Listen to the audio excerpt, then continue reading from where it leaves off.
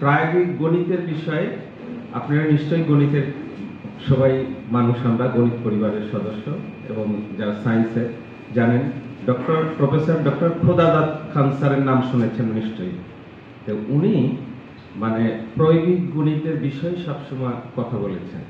এখন জীবনমুখী গণিতের বাইরে আমরা কোনোভাবেই চলতে পারবো না এবং সেটা চলা সম্ভব না। এবং গণিতের প্রত্যেকটা সেক্টরে, প্রত্যেকটা জায়গায় গণিত ব্যবহার হচ্ছে। এই বিষয়টা আমরা কি করব, প্রায়োগিক গণিতের মাধ্যমে সেটা তুলে ধরার চেষ্টা করব।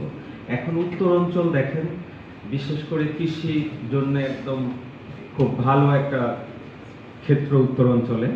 যখন আপনার জমিতে একজন কৃষক ভাই ধানের রোয়া গাড়তেছে, 3.5টা সর্বোচ্চ 4টা, এখানে কিন্তু অনুপাত একটা মেনটেন করে। তো এই জায়গায় এই কৃষক ভাইকে যখন আপনি বলবেন যে এই গ্যাপটা একটু কমায় দিয়ে ধানটা চাষ করেন, এই কৃষক ভাই কি সেটা করবে? একটু কথা বলতে হবে। কেন করবে না? ফলন তার হচ্ছে মাথার মধ্যে কি আছে, ফলনটা সেভাবে হবে না, ধানের যে দানাটা সেটা পুষ্ট হবে না। বিশেষ করে একটা ধানের শীষে বা একটা ধানের যে দানা থাকে, কতগুলা থাকে? 120টা। সেটা মোটা তাজা যদি হয় তাহলে কি ওজনটা বাড়বে। এবং আলো বাতাসের একটা বিষয় আছে এখানে, কমপ্লিটলি কি অনুপাত। এখন ওই কৃষক ভাইকে যখন জিজ্ঞেস করবেন যে এটা কেন করবেন না, ধান ভালো হবে, মোটা তাজা হবে, কিন্তু সে কি গণিত জানতেছে?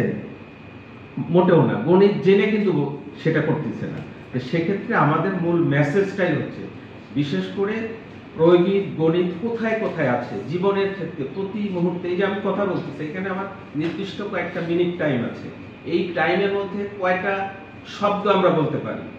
এখানে সাংবাদিক ভাইরা আছেন, যখন মানে কথা বলে তখন একটা এডিট করতে গেলে এডিট প্যানেলে বসে কিন্তু ওই শব্দগুলাকে কেটে কেটে, যদি শব্দ আমরা শব্দের মধ্যে একটা আছে, স্পিড আছে, এইখানেও গণিত যে কোন জড়তা শব্দের স্পিড যদি বাড়ে, কথা কি শিক্ষার্থী বা আমি যে ডায়াসে কথা বলতেছি, যাদের উদ্দেশ্যে কথা বলতেছি, তারা কিন্তু বুঝতে পারবে না। আবার যদি টেনে কথা বলি তাহলে কি হবে, আমার মূল কথার যে মানে বৈশিষ্ট্যটা, যে মেসেজটা দিতে চাই সেটা কিন্তু আমি শেষ করতে পারবো না।